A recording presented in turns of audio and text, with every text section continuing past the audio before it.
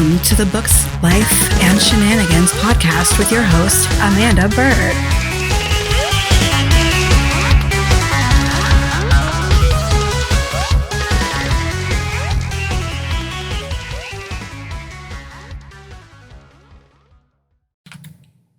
Hey, thanks for joining me today. Really appreciate it.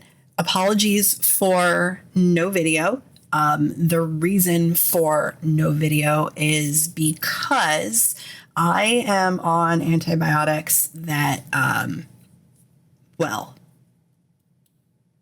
one of the side effects is like red splotchy skin.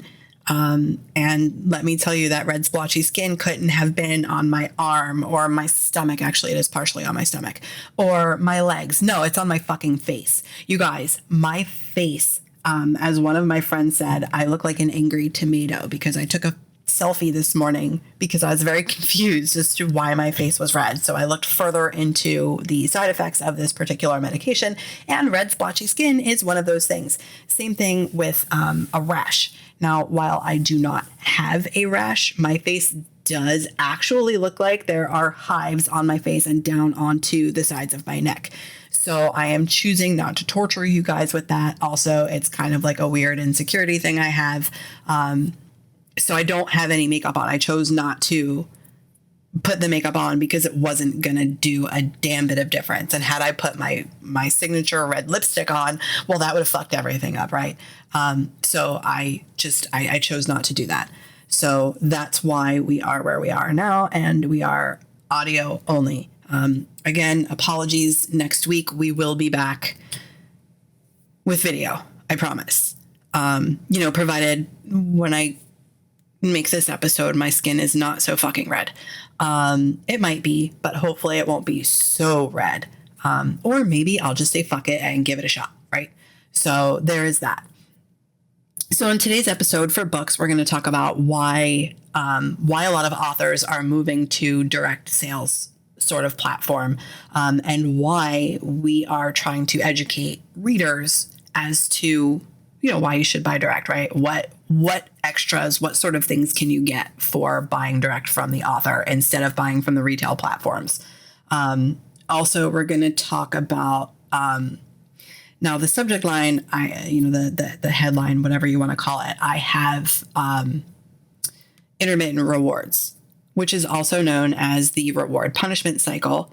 And the other part of that we're going to kind of talk about, or at least for a little bit, is going to be why we should not be using absolutes when it comes to talking about people with narcissistic behaviors or narcissists or whatever. And then shenanigans, we'll get there.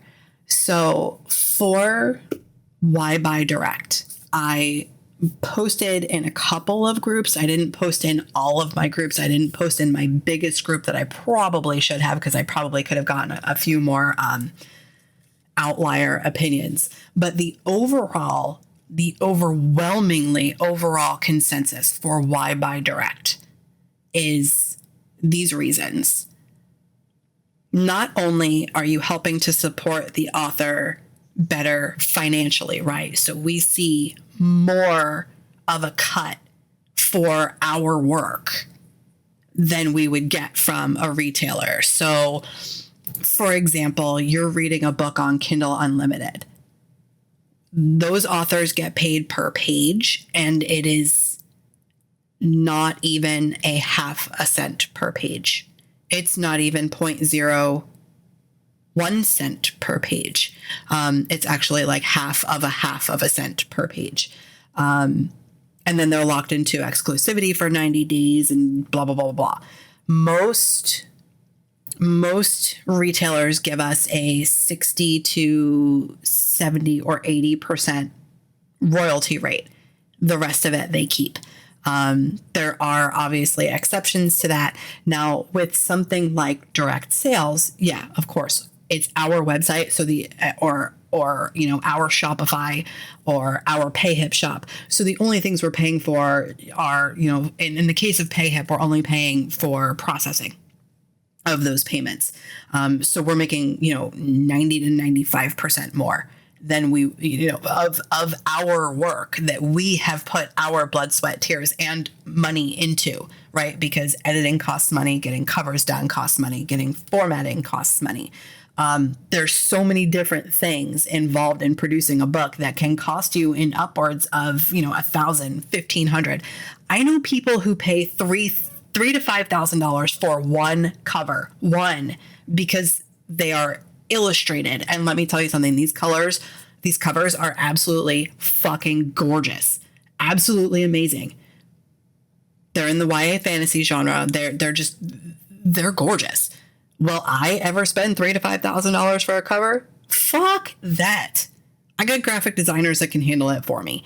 Whether it's, somebody on Fiverr who is just top of his game, or I go to I go to the designer I work really, really well with, and I absolutely love his work, and pay a couple $100s from him, right? So he would give me the ebook, the paperback, some social media images, audiobook version. So it really depends on a lot of different things, right? How much money we're spending. So to put our stuff for sale on retailers is challenging.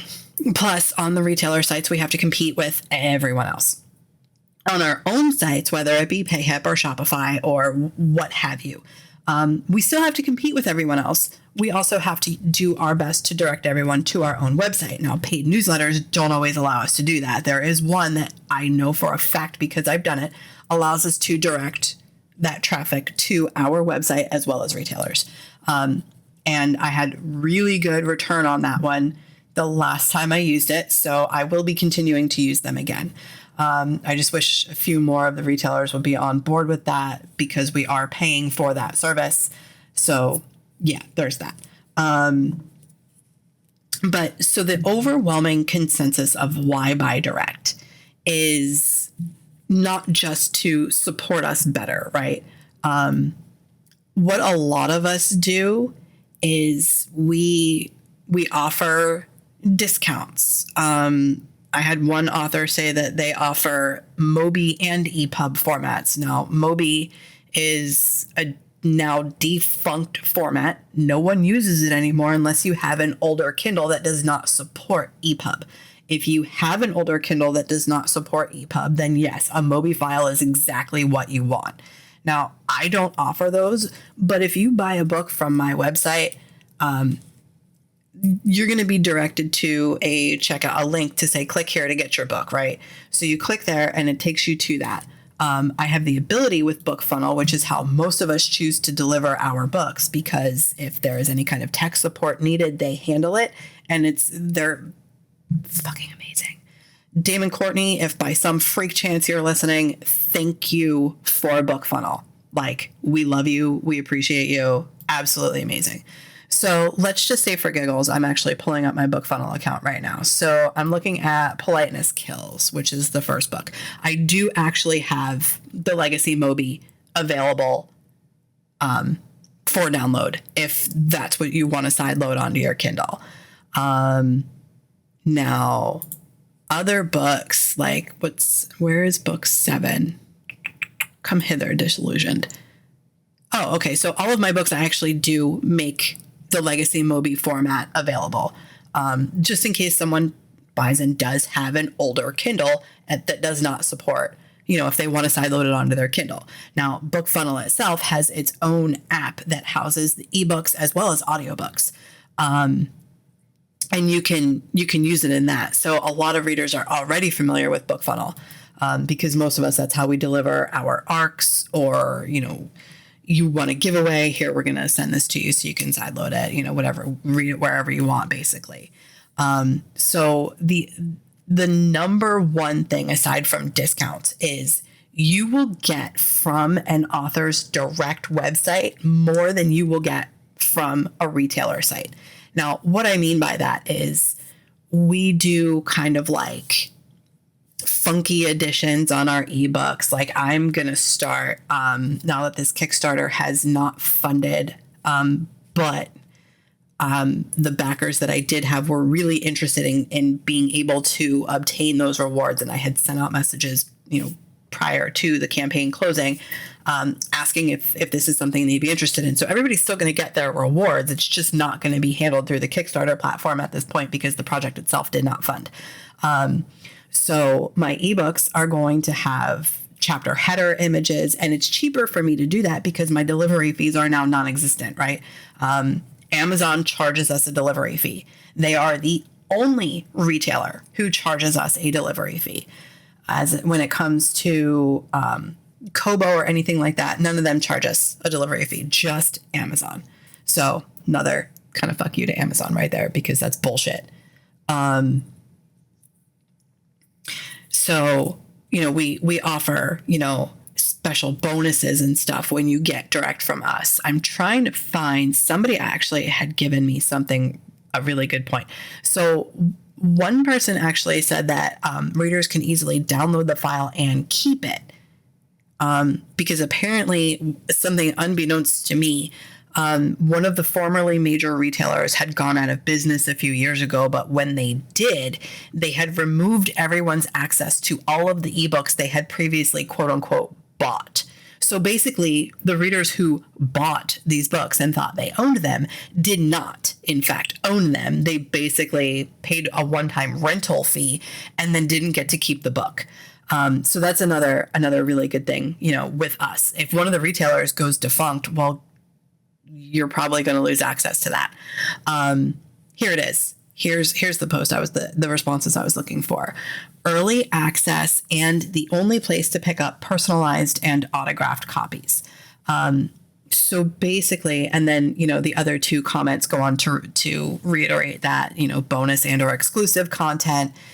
Someone else said create a relationship or bond with an author they admire. Readers enjoy feeling like they are in the author's inner circle. I don't know that I'd go so far as to say in the author's inner circle, because you're buying from their website, you're getting extra content, you're getting personalized content. If it's a print item, you're getting a lot of different things, but the early access is a big, big thing. I see readers flocking to this like mice to cheese. They're a lot more excited to order directly from, I haven't tried this, by the way. They're a lot more excited to order directly from the author's website, the author's direct shop, because they will get it, 2 weeks, a month, 3 months earlier than the retailers will. And the retailers, fine, cool. Now, granted, the retailers are, at least for me, 90% of the income I make from my books.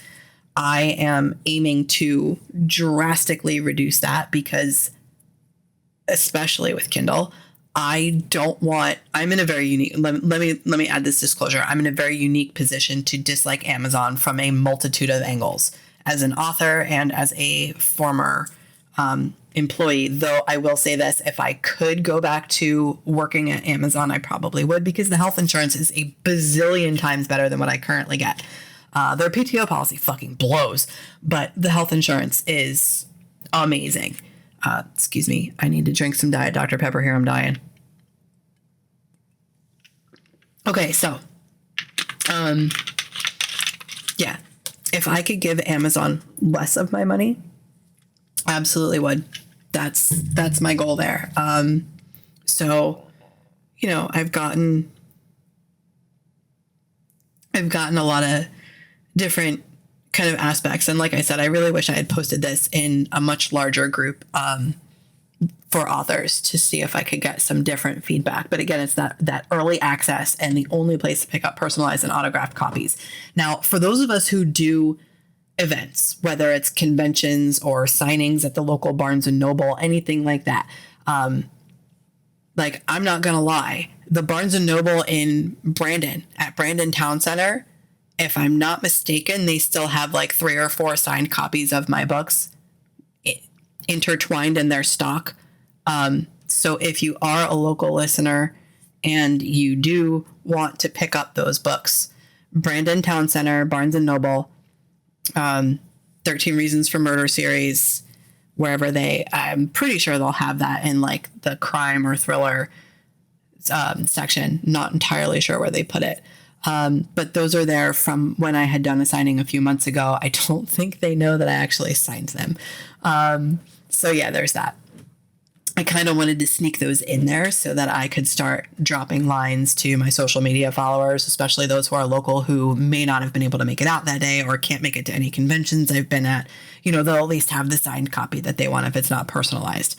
So for those of us who do events, we will personalize and sign at the event. And if we're not at events, well, guess what?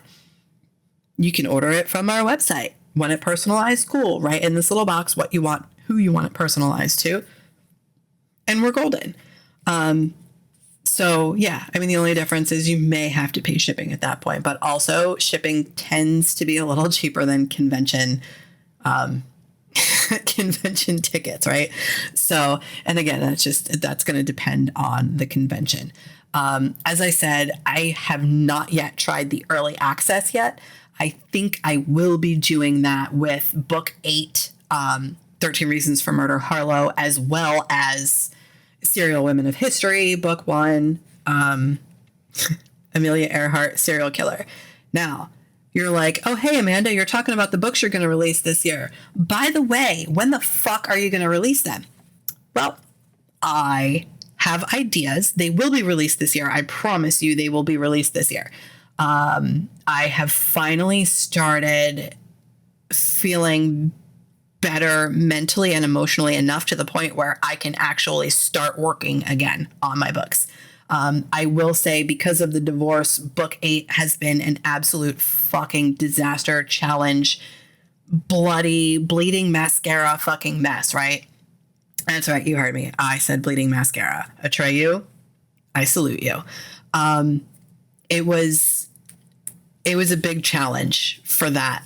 There's a lot of emotions that the character needs to wrap up, and I'd be lying if I'd say some of them aren't mine, right? Because they are mine. We all put ourselves into our characters. I know I've said this before, and I will never not say it. We put some part of ourselves into our characters. And I put some of myself into Brittany. Those of you who know me and have known me for quite some time, you're like, yeah, I can see that. That's duh. So yeah, there's that.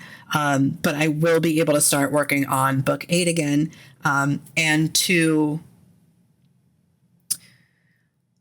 I will be able to start working on that.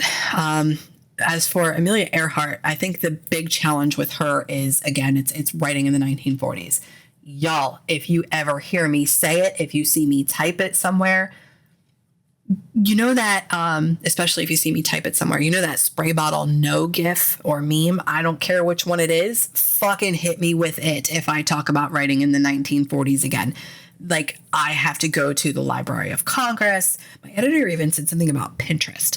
But I have a list of places that he gave me for when I'm ready to start actually like doing more research into this book, because I can't do the 1940s time period with... I can't do it justice if I don't have some kind of image on what to go on, right? Because I write in the here and now, or I write in the 5 years ago. I write in the 40s is hard for me, and it's really hard to do a lot of research on because World War II, right? So nothing is about real fucking life in the 1940s. Nothing. It's all about wartime. Cool. Great. The most photo-documented time in United States motherfucking history, and I can't get a goddamn picture of normal life. Sweet. So I will be doing that research. I know I'm a pantser, but there are some things I'm going to have to research before I start like actually writing, because I need these images in my head for when I write so that I can see where I'm going in my head as I'm writing, if that makes sense. For me as a pantser, it's completely normal, right? That's what I do. So yeah, there's that. So I have also signed up for, I have mentioned this woman before, and I will never not praise her, Dr. Ramani. I have signed up for her Healing from Narcissism course.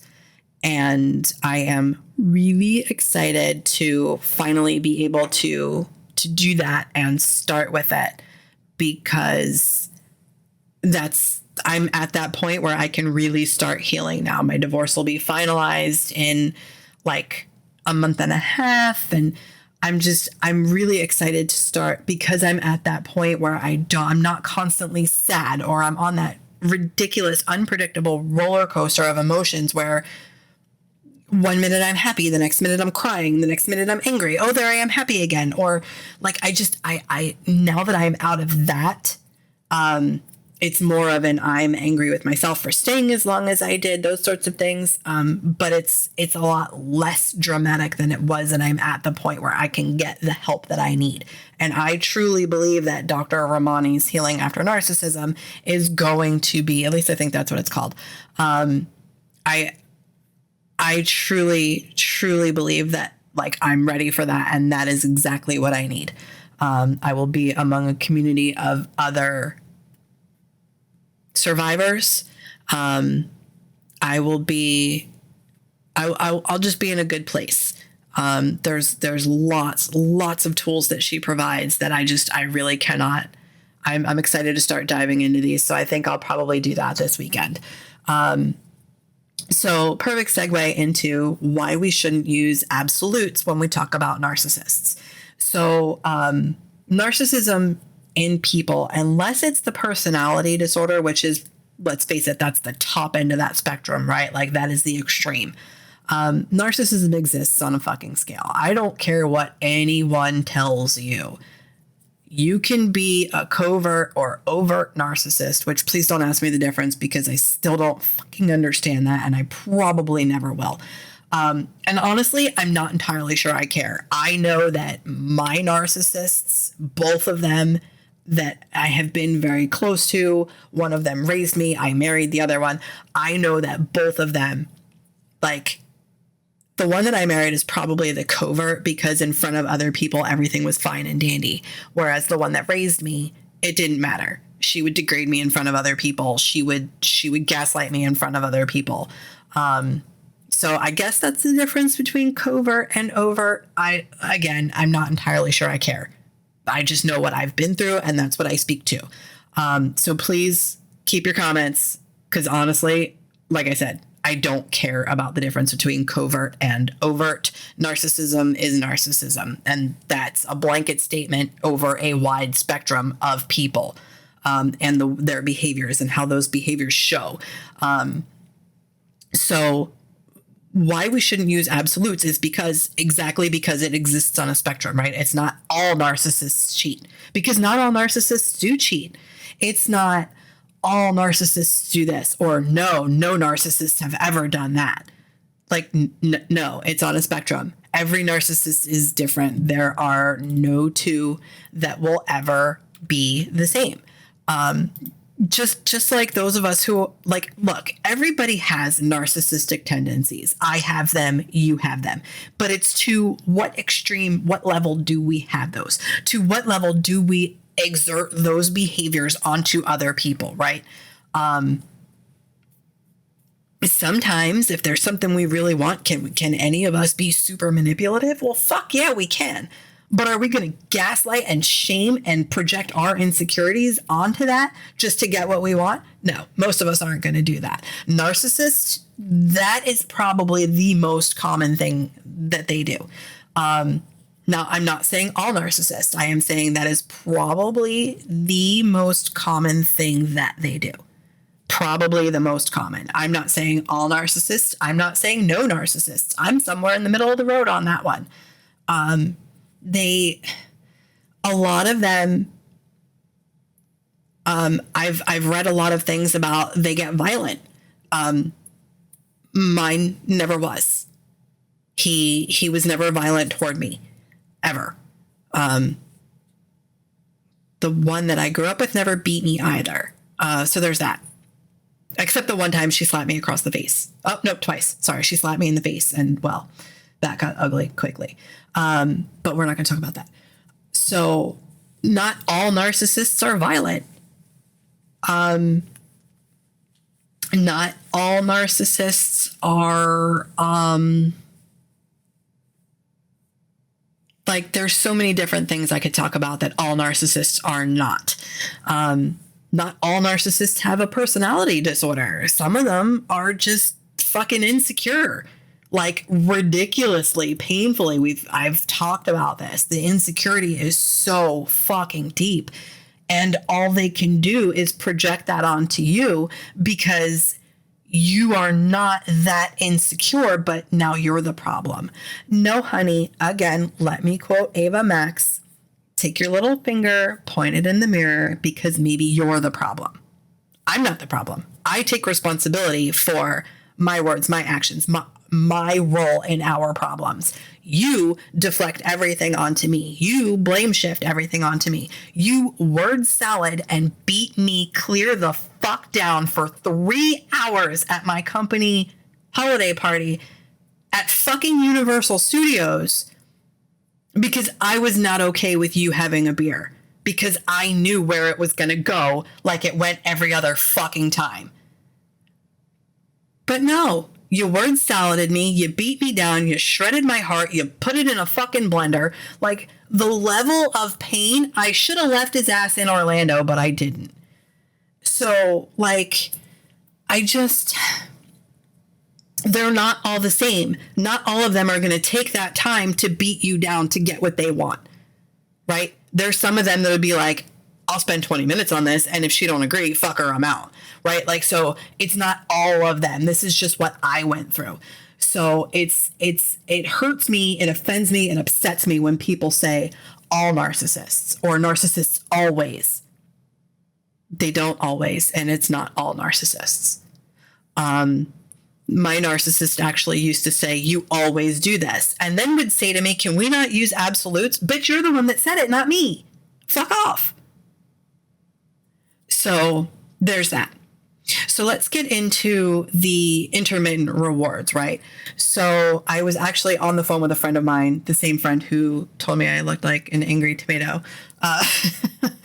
We were having a conversation earlier today, and he was telling me, I'm going to have to paraphrase because I just can't remember word for word how he put it. But basically what it is, intermittent rewards, the reward punishment cycle is essentially like being addicted to drugs. And chemically in your brain, that is exactly what it is. So 1 minute things are really great. He's, this person is being so lovey and caring and yada, yada, yada. And then they pull the gaslighting and manipulation and blame shifting and failure to accept responsibility. And then, hey, baby, why are you mad? Let me give you a hug. It'll help you feel better. And so you see what I'm getting at here. It's the highs and the lows, right? And your brain gets addicted to those highs and those lows. The highs are really, really fucking high. The lows are really, really fucking low. Your brain gets addicted to this. It's just like doing drugs. It's just like, say, doing a bump of coke. Not even a bump. We'll say a line of cocaine. You snort that line, you are high as balls, feeling amazing and untouchable for 20 minutes. And then the fall hits. And you don't like the fall, so you want to get that high again, right? So this is what we do with our narcissists. We become people pleasers almost. We become people pleasers. We want to do what it takes to make them happy, whatever it takes to make them stop lashing out at us, whatever it takes to make them stop blame shifting. We think we can change them. Honey, go to the bathroom, turn the cold water on, let it get real, real cold, splash your face, wake the fuck up. We cannot change them. No one can change anyone else. Only we can change ourselves. That is a very, very hard pill to swallow. It took me 2 years, even after saying I need to be the martyr. I knew, I saw the red flags. I fucking ignored them. But here's the thing. It took me probably about a year for me to finally accept the fact that I cannot help him change unless he starts changing himself. He doesn't think he has a problem. He thinks he's fucking fine. I wouldn't say perfect because he doesn't think he's perfect. But they have, mine specifically had this infatuation with people respecting him and looking up to him. Cool. I would like it if people respected me and looked up to me, but I'm not going to go to the lengths to get that you ever have and will continue to go to. I'm going to do that by being authentically me. So fuck you and your bullshit. It's not bullshit. It's trauma. It's trauma inducing. It's fucking painful.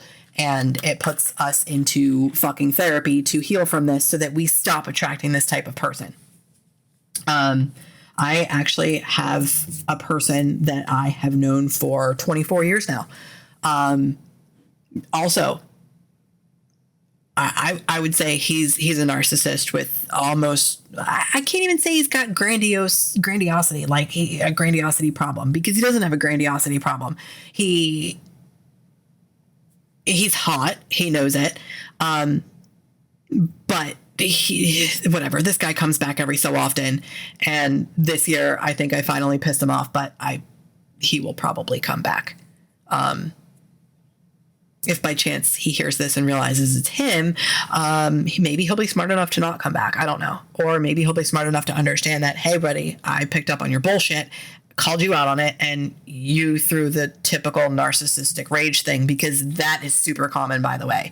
When I say typical, I mean you tell them no and they have their tantrum, and there's a spectrum of the tantrum as well, right? It starts to just like them ignoring you, them giving you the cold shoulder. So another thing with intermittent rewards, they will use sex as a weapon against you. And that is, they will use sex, they will use cuddling, they will use any kind of physical affection against you. And it is the grossest fucking thing I have ever experienced in my life, because not only does it make me doubt me and my, like, myself inside my skin, right? It makes me doubt my marriage. It makes me say, baby, do you still love me? Do you still care about me? What is it about me that you don't like? Like, oh, it's not you. I just can't sleep, or I'm just not in the mood. Can you not pressure me? Motherfucker, we haven't had sex in 6 weeks and you want to ask me not to ask you why I'm asking you what's happening? Get the fuck out of here. This is a relationship. It's a two-way street. It's not what you say goes. It's, if I have concerns about the relationship, I'm going to bring them up to you. And then you're going to deflect, blame shift again, put it on me that it's my fault. I'm pressuring you. All I did was ask a question. No, that's not how any of this works ever. So people out there in audio land, if you notice that you're in one of those intermittent reward cycles, please just take a step back and look at it as if you're not, like, try.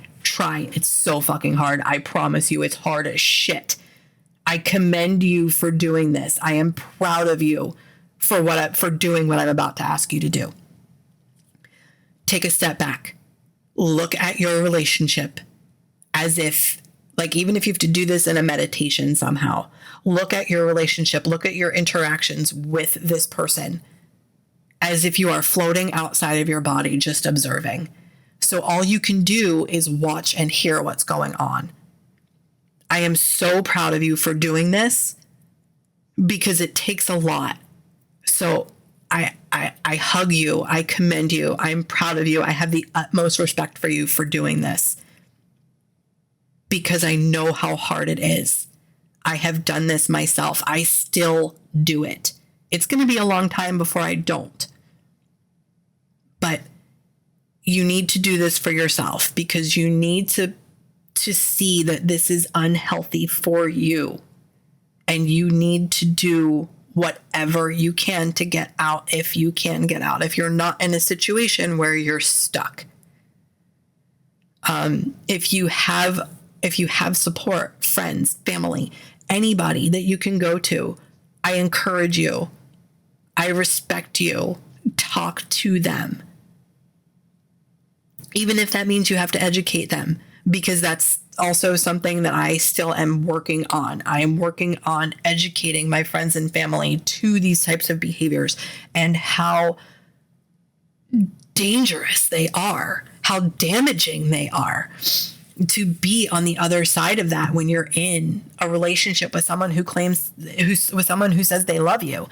Now, my soon to be ex-husband, he did love me, and I did actually get to see him be vulnerable. I'm pretty sure I've said this in other episodes as well. I did get to see him be vulnerable, be very, very vulnerable. I know he loved me. Honestly, I wouldn't be surprised if he still has love in his heart for me. I would be surprised if at some point in time he tries to come back, because that's just not his style. Like, here's another with the absolutes from earlier. Everybody says narcissists always come back. They try to hoover you back up with love bombing.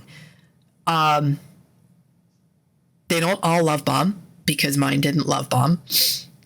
And also, mine's not going to come back. Like, like, if he does, I'll deal with it when that happens, but it ain't going to be anytime soon. But there are people who are like, all of them come back. No, they don't all come back. And some of them are just like, okay, this one's called me out on my shit enough. I'm not going to go back, because now that's going to make me, feel even more like shit than I already do. And it's just going to be kind of like a losing battle, because I don't have that control over that person anymore. No, you don't. Some of these terms you're probably going to need to look up, like love bombing, hoovering, word salad. Word salad, I'm going to break this down for you real easy. It's when they just start talking and don't shut the fuck up in an effort to get you to forget what you wanted to address. And it's usually in a heated discussion or an argument or some kind of conversation about the relationship. Hey, baby. I really don't appreciate it when you talk to me with this tone of voice, or when you say this to me. And then they go on a 10-minute rant, right? And it seems like it all makes sense in the moment, but your brain is in that fog so much that you have now forgotten what it was you brought up in the first place and where you wanted to go with that conversation. That is word salad. Fun fact, a lot of companies and employers do it too. I have seen it from multiple aspects. It's a really interesting kind of phenomenon to observe. Sorry, drink. So word salad I can break down for you. Hoovering is basically like a Hoover vacuum cleaner. They do whatever they can to suck you up. Love bombing is usually affection, gifts, over the top attention. Mine was just affection, and it wasn't really over the top attention. And definitely not gifts. There was like the weekly flowers when we would go grocery shopping. But let me tell you something. Every single fucking time we went grocery shopping, we've only had maybe 3 good grocery shopping trips where we did not argue, and he did not treat me like I was a child and take me outside and have a 45 fucking minute discussion in the car with me because I snapped at him for him snapping at me. Okay. So there's that. It's just, it's definitely been a whirlwind for sure. And I'm still not healed. I'll be the first person to tell you that I'm still not healed. So things that I say that you want to take as advice, please do, but please also, do your research, do what you need to do for you. I can sit here and say until I'm blue in the face, get out, get out, get out, get out, get out. This is a terrible situation for you, but I don't know you. I don't know your situation. I know me and mine, and I know the things that I have seen in the different support groups that I've been in thus far. And I'm sure being in this Dr. Ramani healing from narcissism course that thing that I'm in now, I'm sure I'm going to see even more things that are different. So, like I implore you, if you are able to just take a few minutes and look at your situation as if you were floating outside of it and not involved, you were just an observer. If you see these dangerous behaviors, if you see these red flags, first of all, I'm proud of you for taking the opportunity again. I will never not say that. You took the opportunity and you were able to see from the outside that this is not good. Like, you put yourself outside of the situation. This is not good. This is not healthy. You need to get out. Like, you see this for yourself, right? So now you're starting to form your plan, or maybe you're not. Maybe you're just talking to people because you're in a situation where you can't get out yet. You have little children, or you're financially tied to this person because they are physically taking care of you, because it's at the point of control where they won't even let you have a job. In situations like that, I implore you to get therapy if you can. Actually, no, not even if you can. Get therapy. You're going to need a therapist, because that's the level of support they can help you form a plan. I actually just found out something about, it's also, I guess, possible to go to a shelter if you're in an abusive situation like this. I know here a lot of the shelters are for victims of domestic violence, but I believe it's usually physical domestic violence. That's something you would have to look into wherever you are. But I implore you to please, please, please get the support that you need. We all need it. I don't care what anyone says. We cannot do this alone. We cannot live life alone in general. We all need a support system. So yeah, I also, I have not stopped to do our, from our friends segments. So I'm just going to kind of do that here towards the end, because there was just so much to talk about in today's episode that I didn't want to leave anything out. Also, I'm refusing to pay attention to the 3 notes that I have written in this notebook, because it literally just says books topic, life topic, shenanigans topic. And also, I don't know that we're going to get to shenanigans this week, only because this is really important about the intermittent reward / reward punishment cycle. Those highs are so high. We feel like we're on cloud 9. The lows are so low. And when you're able to see that from, your own outside perspective, that, yeah, these highs are awesome, but these lows, holy shit, what am I doing? Right? And it's a constant cycle of that. Sometimes it'll just be, high for days, and then one day of low is all it takes, just one. And that low is so bad. I know people who have gone through some really, really ugly lows that I'm not going to talk about ever, because it's just not my business. If they want to talk about it, they can, but I will not. So to wrap up this episode, I'm going to say it again. I am proud of you. I support you. I love you. You are loved. You are supported. Please, please, please find someone you're comfortable talking to. You cannot do this alone. I don't want you to do this alone, because it is the hardest thing you will ever have to do for yourself.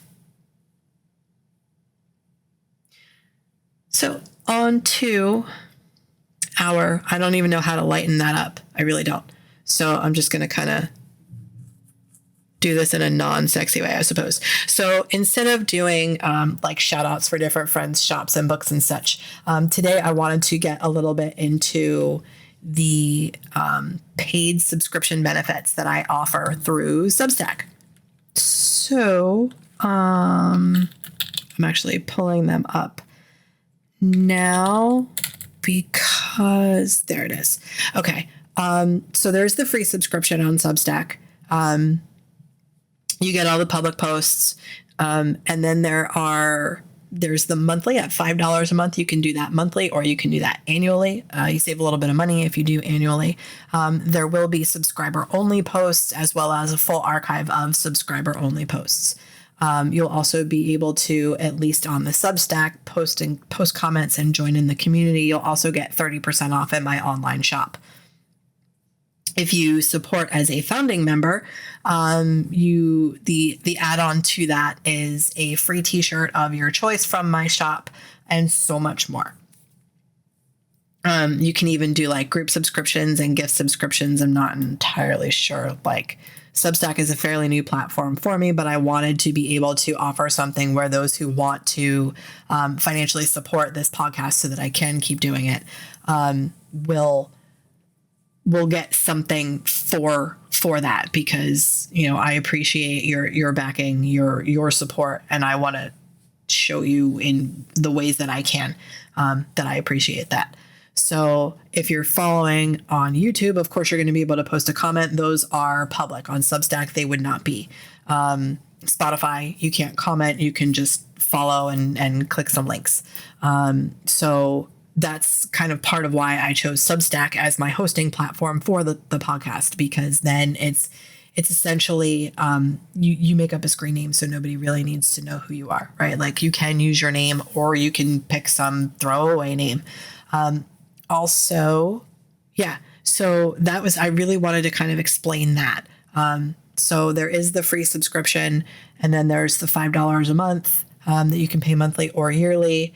And as long as you're a paid subscriber, you will always get that 30% off. The founding members, initially it's a free t-shirt of your choice with free shipping to US addresses, as well as everything else in that $5 a month subscription.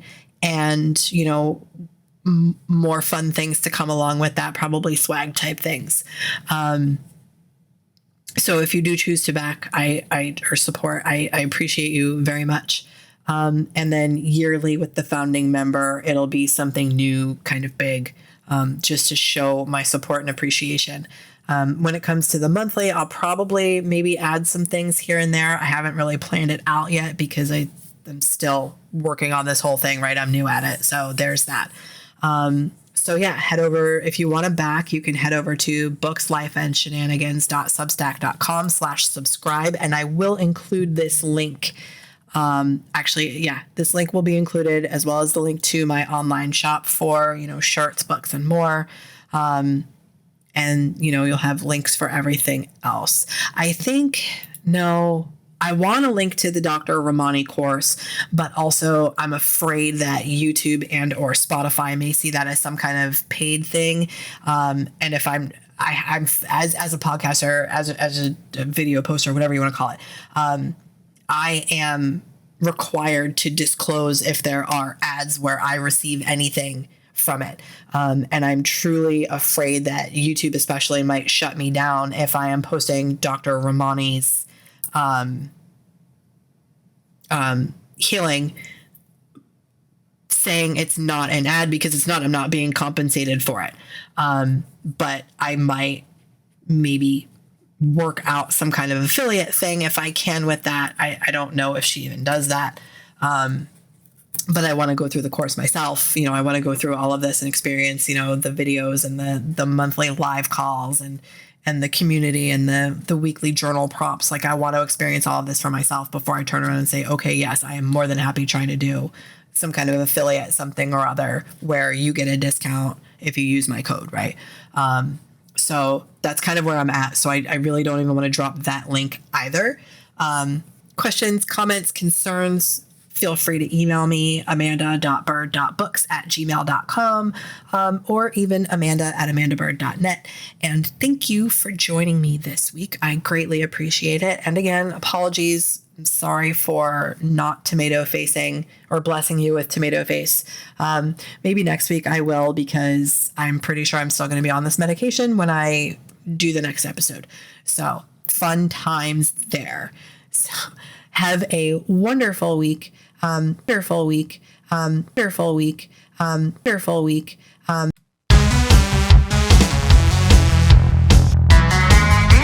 This has been the Books, Life, and Shenanigans podcast with Amanda Bird.